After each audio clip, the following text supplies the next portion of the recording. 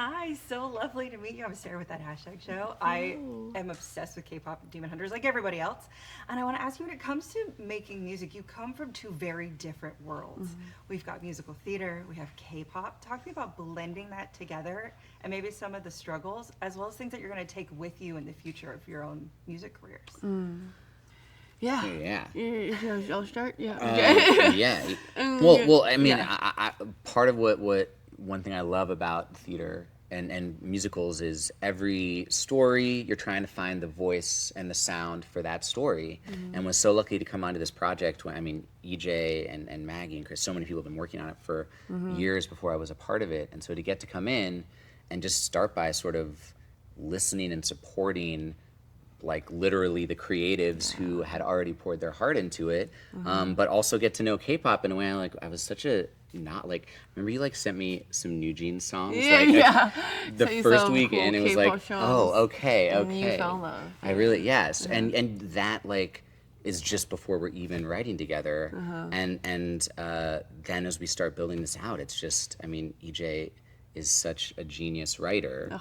And we're writing like, well, but you know, you don't know sometimes. It's like, oh, new collaboration. What's it gonna be like? And it was the whole thing of the idea of the movie is they're the biggest pop stars in the world, so the songs have to sound like pop songs, but also tell the story. That's what I'm saying. That was hard. That was really hard because I don't come from musical theater at all. So, you know, this is my first film I've ever worked on. So he really taught me a lot. Like, okay, we need to get back to the storyline. Oh, these are not the words that the character should be saying.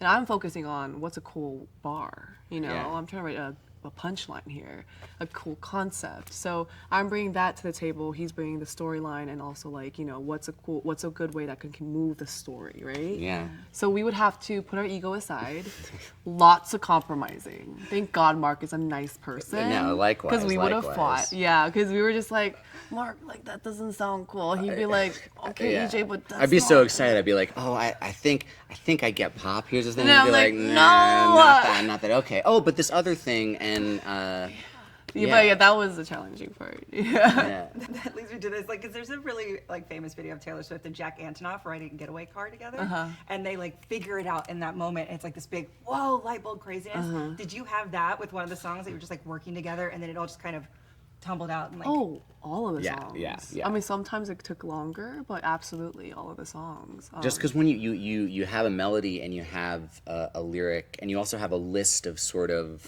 sometimes a literal list, but like at least from the directors and from Ian, the producer, like the things the song needs to do. And so the moments when it's like all those things line up and it's like, You know, I feel like because this was like a new hybrid, it was like supposed to be pop music and has to stand alone. Melody was key. I think that was first. Yeah. That was king. And then lyrics. And then when we have a concept down that we both agree with, that's when it's like a light bulb. And then we could just like pour out all the ideas. yeah. And I mean, it's also just the lightning of like EJ singing that golden melody and being like, okay, well, it doesn't really matter what they're singing on that. Like, it's going to be good. Yeah. The earworm. Can we talk about choosing the keys for these songs? You know, like how did you say, you know what, yeah, we're gonna do that. We're gonna go sky high.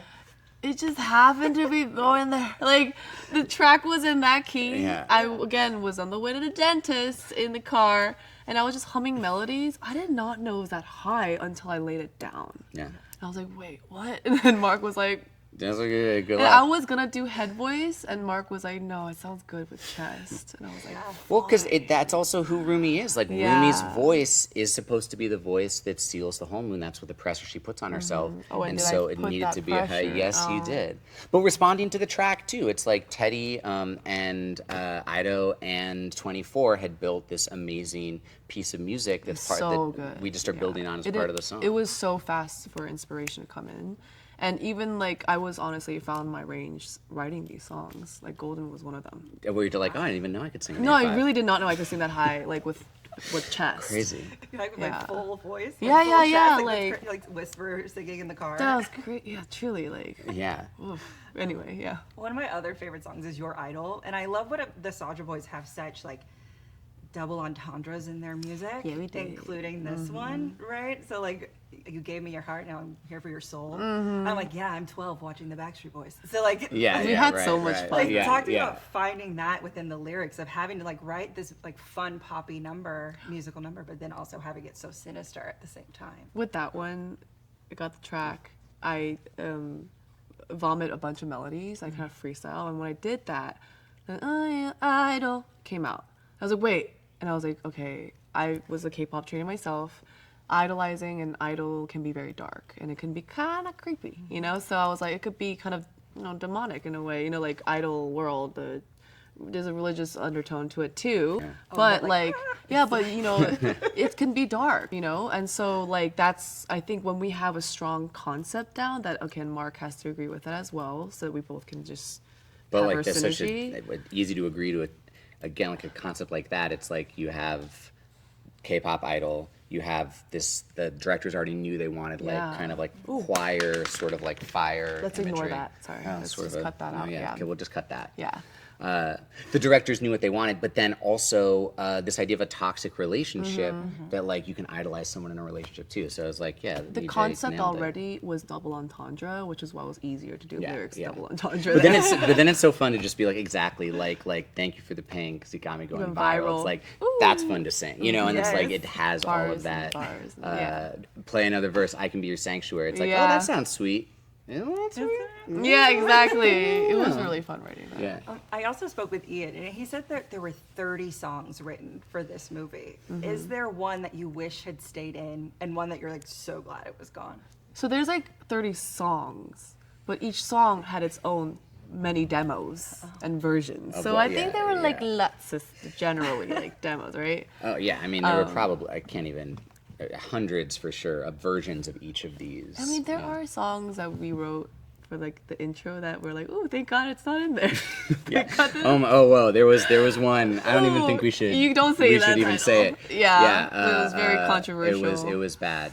But that's part of it is and you know it's amazing to have the grace too from the filmmakers and Ian and everyone to be like okay, didn't quite hit it on that one, but you're still on the project and you get to Yeah. like try it again. There was a song I personally like, which is a Song for Me. Oh yeah, that was Yeah, beautiful. there was a song where it was supposed to be like, Rumi breaking down, and then she has her solo ballad. It's like the Celine moment, right? Yeah, with exactly. the tree, like yeah. And that was yeah. like supposed to be this like iconic kind of like, like 007 kind of dark Yeah. ballad. It was that vibe, but like mixing in with Korean instrumentation and the mantra like pansori kind of vibe to it, and mixing it with modern pop.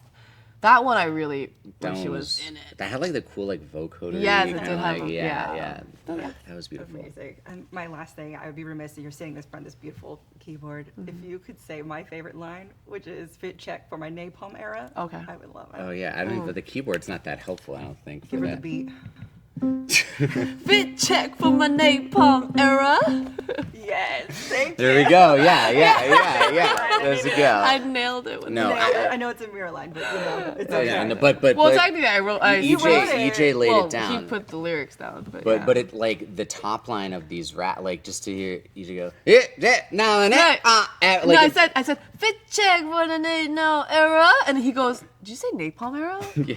Like, no, what is that? And he was like, "That's genius." Put Yeah, that they in. just do that happen. Yeah. But like the energy is it's EJ's such an amazing vocalist. Like she is, top lining all the different parts, the raps, the singing, and you're just your DNA. It's your Thank DNA. you. Yeah. Well, you spit in bars all the time. Sorry. Okay. Oh, you're good. Yes. Thank you so much. Thank it's you been so amazing. much. I could talk about this forever. Yeah, it's so Thank much you. So nice to meet fun. you, Sarah. Thank you. Thank you.